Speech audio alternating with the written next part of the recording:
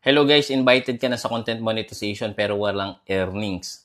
I-double check nyo yung settings ng inyong content monetization. Katulad nito, kahit may million of views, yung video nyo, possible walang earnings yan. Check nyo yung settings. Click nyo guys, etong setting na to dapat palagi po yan. Sine-check every upload nyo ng reels or ng video. Check nyo to. Ito guys, content monetization setting. To be eligible to earn, you'll need to allow ads to be shown on your public videos and reels. So, sa long form video tsaka sa short. Otherwise, you'll no longer be eligible to earn. So, dapat nakakulay blue. Ayan. Okay? Sa mga wala pang content monetization at nagtatanong kung paano yung itsura niyan, ito yung guys, content monetization.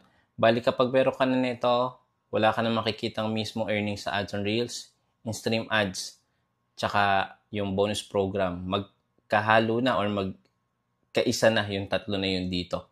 So, ganito naman yung earnings kapag meron na kayong na-generate. So, guys, ito yung earnings. Makikita nyo sa long form video, ito yung earnings. Sa short form video, ito yung earnings. Sa photo or text, ito yung earnings. Okay? Sa bonus, depende kung may offer si Facebook sa page or profile nyo. Meron tayong full guide sa may comment section. Follow for more. And don't forget to subscribe sa ating YouTube channel. Thank you so much. Bye-bye.